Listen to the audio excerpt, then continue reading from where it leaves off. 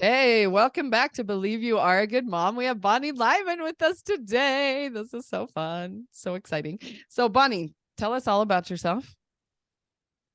Well, I'm older than dirt. Oh, I'm 74 years old and I'm still loving life. I've had cancer. I've had some children do some things that I never dreamed they would be doing. But, you know, life is so good. It's so amazing. So I feel like I can have this outlook because I choose to think life is amazing. And so that's what I'm going to focus on. And yeah, there's some hard parts, but just make the decision to deal with the hard parts and you get through them. I'm not going to die because of hard things.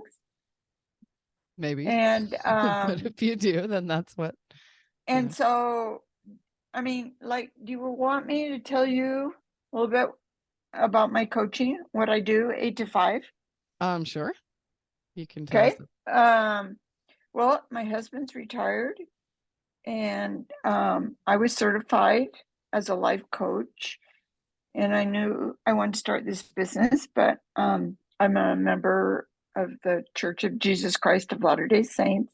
We knew we wanted to go on a mission, and so I felt like I didn't want to start my business till after we did that because we did it soon after he retired, and we were able to go to Kenya, Africa. And And let me interject here that you can watch the video on Spotify, or I'll probably put this up on YouTube at some point if I remember. And you can see some beautiful African art on the wall behind Bonnie if you watch the video from Kenya. okay, So, I just threw those up. Those were a Maasai tribe way back when. That was when they got dressed up. They put those around their neck, and now they really don't wear it except if they're putting on a show to earn some money. yeah, we'll get But anyway, I come back from Africa, and the most amazing experience of my life. In fact, I told my husband I wanted to be buried there. Oh, wow. And he said, well, I don't know if I'm willing, if I'm still alive or the kids are willing to pay that much money to get you over there. And for all But of them to get anyway, there for the that's how much I just love these happy people that had nothing. It's a third world country, and I learned so much. Anyway, so when I came back, it was just about 3 weeks, maybe it was 4, I was diagnosed with cancer. So I did my having cancer part of my life, and it was difficult. And I really didn't think I'd be able to coach. Um, I am in 24/7 pain Oh, wow. Wow. because this cancer was in my bones, and I was diagnosed when I just one day I fractured 3 vertebrae. Oh, A couple of weeks later, I fractured 2 more, and oh. they knew it was more than just osteoporosis. So I got through that, and then I started But you're still in my pain business. every day. Is that what you're saying? Um, yeah, Or I am, but again, I have chosen to, if I decide to do things that fill me up and serving others, running my business, I can manage it. that's And amazing. then there's some parts of the day it's screaming at me, Mhm. but I feel like even our negative emotions, they just want a little attention. Yeah. So my physical pain, it just wants a little attention. So I'll get in a more comfortable chair or lay down for a little bit. Mhm. And then my mind says, I'd rather be doing something else. Or maybe sometimes I take a 2-hour nap. Mm-hmm. But, I don't have these responsibility of little kids like a lot of your listeners do. Yeah, 2-hour nap sure sounds nice. But, Lisa. I do have responsibilities, Mm-hmm. and I just don't let it affect my life, Yeah, that's amazing. because we all have negative things that we're dealing with. I would rather deal with this physical pain than be lonely. Mm. Somebody else may have a different attitude. Yeah. Well, But everyone's going through a lot, right? And I can never imagine doing what anyone else does. But somehow, right. we're able to do what we have to do. So when I got certified, that was before my mission. That was in 2014. Many of you may know Jody Moore, so I just have to plug in Uh-huh. there. I knew Jody before anybody did, because she's my daughter. And all I did was birth her. That's all I did. I did not Oh teach no. her to be as great and wonderful as she is. And if you were going to say one parent influenced her, I'd have to say it was her dad. And her dad doesn't even listen to all of her podcasts, which I listen to every single one. But anyway, Well, here's the she, thing, Bonnie. If we're going to take credit for how great our kids are, we have to take the blame when they do things we don't like, right? right. And I'll tell you, she's not perfect. Mm-hmm. She's done some naughty things in her life. But, yep. And this was even before coaching, we talked to Emily a little bit before we started recording. I had one daughter. She was not married, and she came to us and told us she was pregnant. And so we talked to her. Okay, what's next? And, a lot because of our faith. And I'm not critical of anybody that makes a different decision, but we feel that every child is entitled to be raised by two parents. So we could see that the father of these kids, who she dated for a number of years, marriage was not going to be an option for them for whatever reason. Mm. And so I think maybe it was a gift, but I and my husband, we never blamed ourselves, that it was our fault that we didn't teach her correctly, you know, to, I mean, I never taught her, hey, if you're going to have sex before marriage, you might want to consider using birth control, Mm-hmm. because of other values that we taught her, that we felt you should abstain from those kind of relationships until you're married. Mm-hmm. And so when this happened, we didn't blame ourselves that, ooh, I guess we didn't teach her that. Well, I let me interrupt and ask you a question, because a lot of moms, ever since they're born, we blame ourselves. So like, if my son hits my daughter, I make it mean I'm a bad mom because I didn't teach him not to hit, right? Versus Mhm. if my son hits my daughter, I know that he's just having some big emotions that he doesn't know how to deal with, and that's, just a natural bodily like reaction to those emotions, right? And so how did you have that wisdom to know that like you didn't need to blame yourself? Were you that wise when you were young with your littles that you didn't blame yourself for random little kid things too? No, I would have to say I probably raised my kids out of fear. I had this big long list of everything I had to teach them Mm-hmm. in order for them to become a responsible adult, Mm-hmm. live a happy life, just, the basics of becoming self-reliant in Mm-hmm. life. Mm-hmm. And so I was always my husband was just laid back. Yep. For instance, I had one son that didn't get his Eagle Scout, and it was like, for him to be the best husband, father, employee, whatever, he needed to get and earn that, go through the process of getting that award. That's what you were thinking? Yes. That And yeah. and then here is my husband, who my kids all idolize. Uh-huh. And my son would keep reminding me, but dad never Didn't got have his ego, his. right? Yeah. So the thing I learned, there's no guarantees in life. Yeah. And so sometimes, for our benefit, we need to loosen the grip a little bit. And so that comes, we don't blame ourselves, Yeah. because I really believe I never got up and said, I am not going to be a good mom today. Right.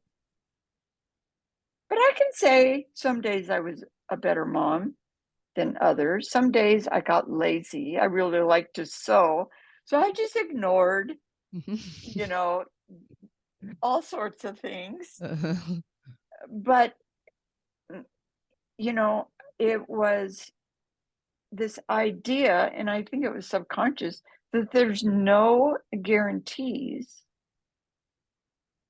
So the one thing I think that we want to be sure and do, and this doesn't mean you don't set any boundaries for your kids from your little when they're little, or you do set a lot of boundaries because you're trying to protect them and that's your way of guiding them, Mhm. is that, and even now, which I feel, if I judge myself about anything, did did do did my kids know I loved them no Mhm. matter what they did? Mm. And you know what? Their dad, who was less involved in teaching, disciplining, they know that about their dad. Yeah. I even had one child say, if my mom died, I'd be really sad.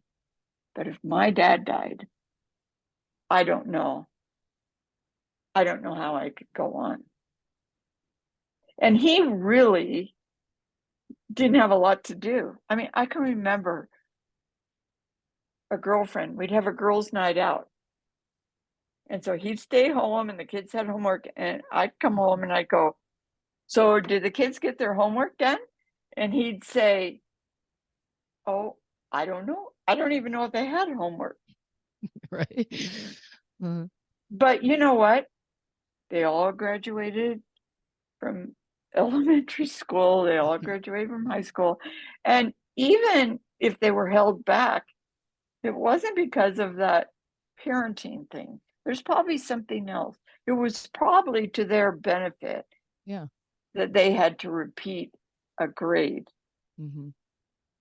So, it's kind of, focusing on, which I don't know if I did. I really felt like I lived out of fear. So when this happened to my daughter, Mhm.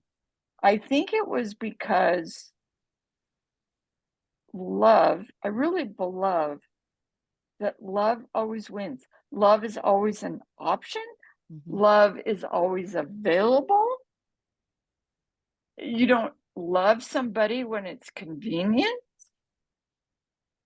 That's when they need Love it just most, loves. right? Yeah. Just like my grandson, who has this ratty little stuffed animal that all the comfy fur is gone. Uh-huh. You He cannot go to bed. And he's, what is he? He's 5 years old now. He cannot go to bed without that little, he calls it his lovey. Yeah. He unconditionally loves that thing. It gives nothing back to him. So when you're raising those kids, all they do, yeah, they'll give you hugs They're going to give you a lot more hugs than when they become adult. So Mhm. every hug you get, man, you savor it and you just hug them tighter. So funny. I was just trying to get my 1-year-old to hug me today. She's like so busy. I'm like pulling her out Yeah. of her car seat and I just want a cute little hug because she's so cute. And she's just like, put me down. I just want to go live my life. I'm like, but you're only one. Yeah. Yeah. So love just loves. And I wasn't raised in a home. In fact, it was the opposite. And I Mhm. think it was partly a generational thing Yeah. and partly other issues. I was never told anything I did right. There was no physical emotion. There was no verbal expression of love. But, you know, there were some actions there. I never thought my parents didn't love me or, you know, I wish they showed more love. But so when that happened to my daughter, my thought was, my daughter needs me more now than probably any other time she is going to need me in my life. Yeah. But I think I was able to think that because I was practicing loving people beforehand, but especially practicing loving people that were difficult to love. Yeah. And so our kids, like I say, you know, they think they need you to do everything. And so we can say, well, you can't find your backpack? Well, just go look for 10 more minutes and then I'll help you, you Mhm. know? But yeah, and they're going to annoy us, they're going to exhaust us. But, you know, that's just a negative emotion. We're not going to die. Yeah. And so the reason we just automatically love these kids, just like my grandson loves that little lovey, Mhm. that's what keeps us going. And that's why we never get up. You know, if you were to get up several times in your child rearing days of your young kids and say, I'm just gonna be a crummy mom today. Well, then maybe you did do some things that influence them to behave a certain way. But we're all snowflakes. We're all so totally unique. Mhm. I had the opportunity at my church to teach the 14 and 15-year-olds. And so Mm. I have, there's always, you know, I joint taught it with somebody else, but Mhm. there's always a Sunday school president or another leader in our church would just come in because they wanted to connect with the youth and sit on that class. And these kids, you know, it was work to keep their attention. Yeah. And they go, you need to get them to respect you. Hmm. You need to tell them that they're not being respectful. You need to rope them in or something. And my thought was, why would I want to change somebody when they're just acting like a normal 14 or 15-year-old would act? So your son or somebody's son that keeps hitting or being unkind to another sibling, they're just being themselves. And Mhm. yes, there probably needs to be a consequence or it needs to be addressed. But that has nothing to do with you. Yeah. Or him. It doesn't mean that he's a bad kid. It doesn't mean that I'm a bad mom. It means that he hit his sister. Like that happened. Right, And what was his thought feeling combination that led to that action, right? right. And so I think we have to be careful because our weaknesses can become our strengths.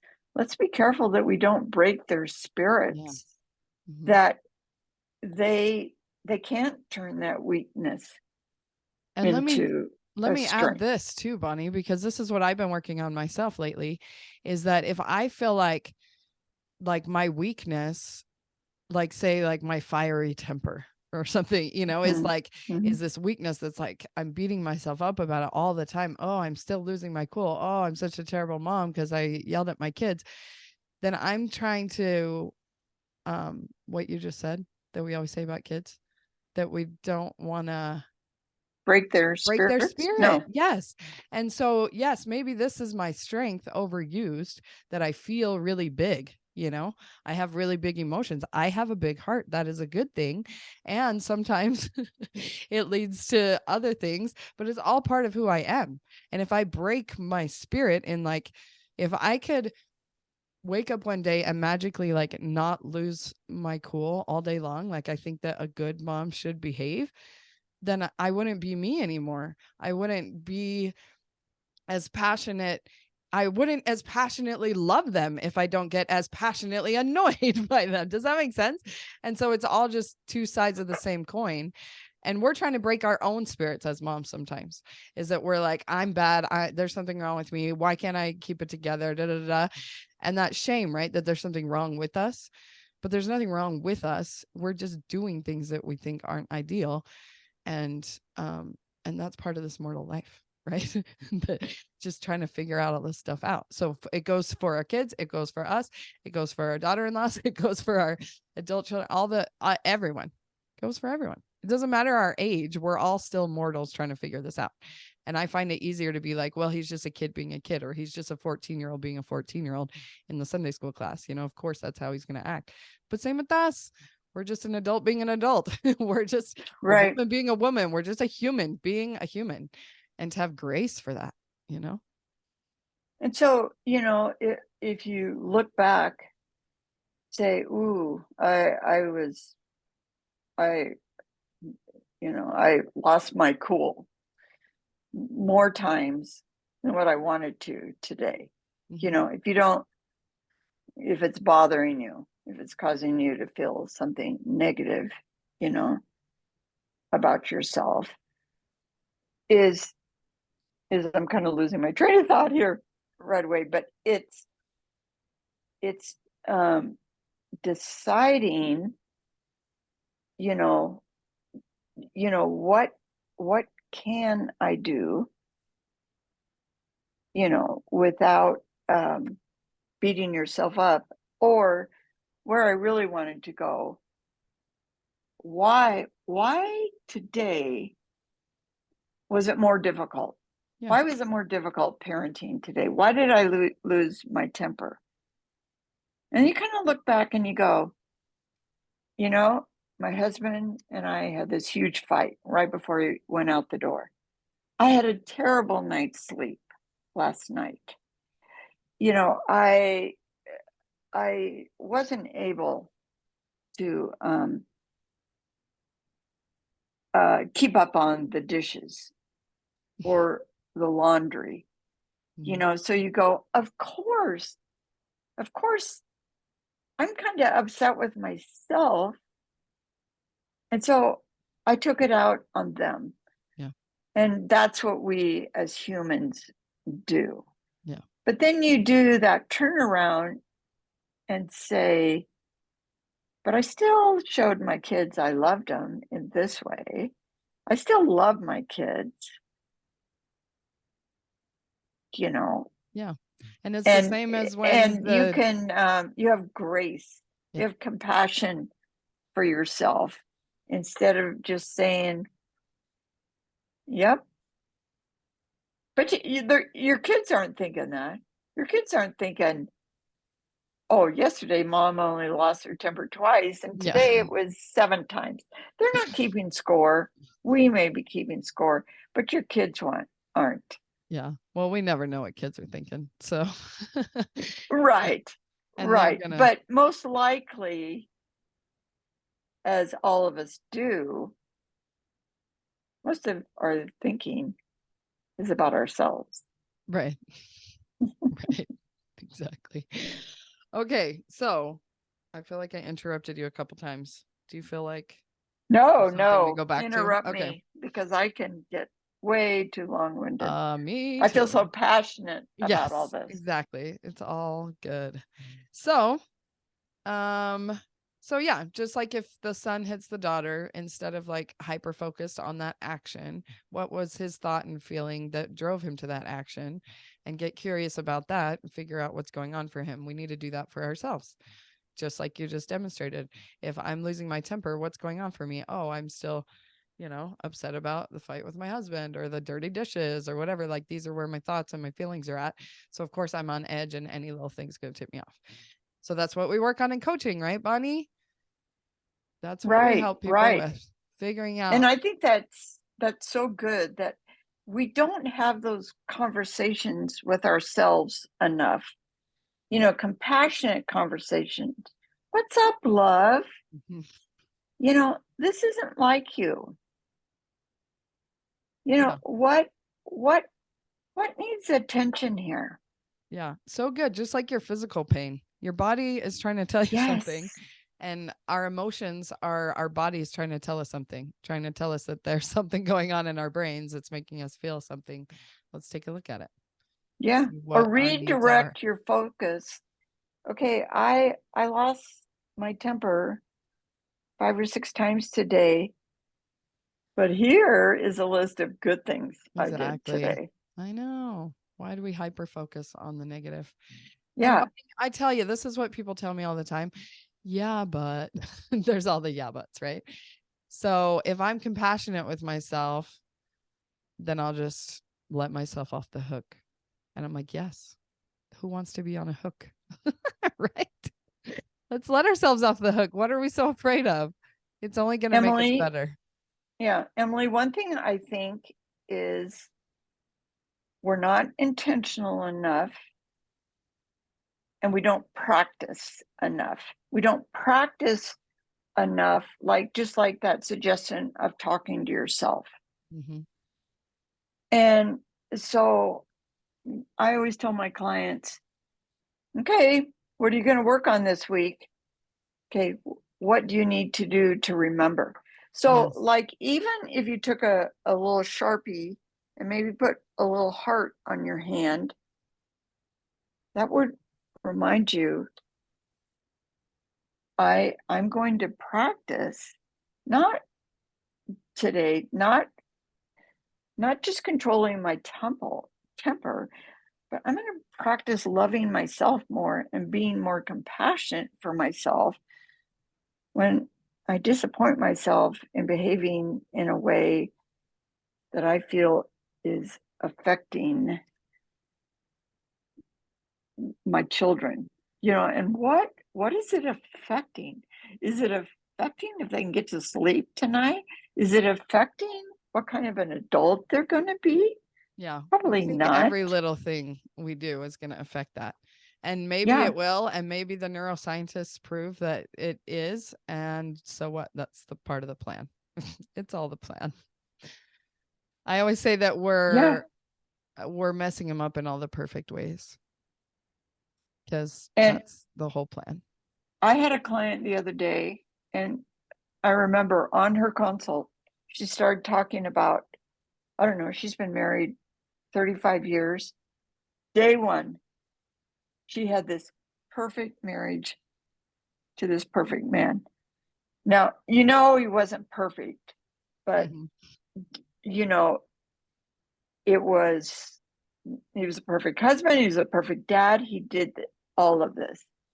She's got a couple girls that are older, and one of the things they say that aren't married, I mean, she's got a bunch of kids that are married, but she said, we can't find somebody as perfect as dad. Exactly.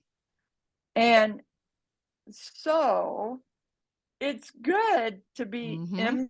imperfect because it allows our children then to have better self-images, better self-esteem about themselves. Exactly. It sets the bar at a realistic place. And I even Yes. tell my kids that all the time. You're welcome that I'm being so imperfect right now so that you don't hold yourself up to some standard of perfection that's elusive.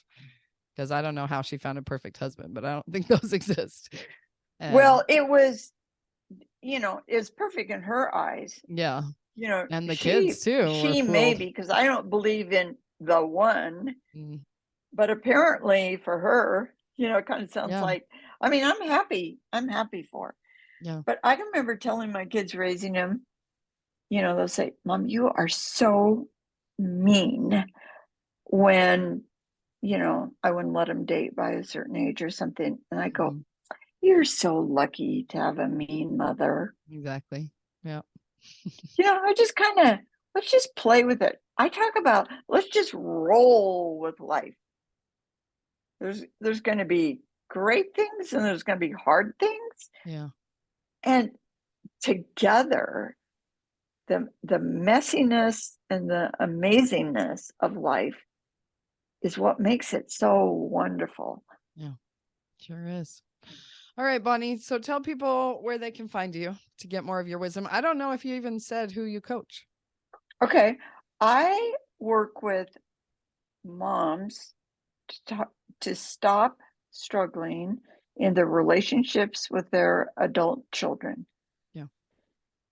And I'll just give you one little tip that I give, that when your children become an adult, and that could be at 18, or that could be maybe after they totally cut the financial tether from you, after college or something, but you essentially quit one job.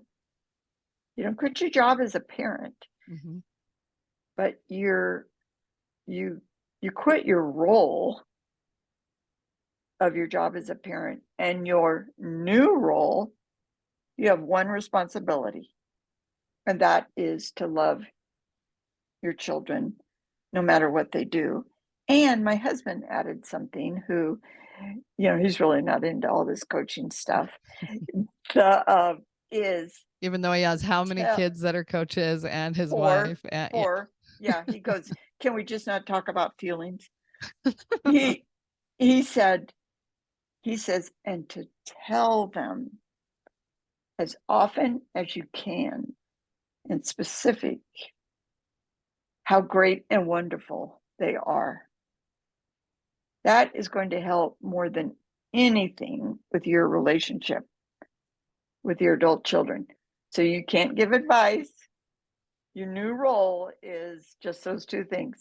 You don't Yeah. give advice without permission, and so forth and so forth. So there So is a lot of expectation pain, because nobody talks about what happens in all this turmoil of when your kids become adult children. We talk about it as teenagers. There may be a lot of speed bumps in the road, but we don't talk about it. So I help people how to choose love on purpose.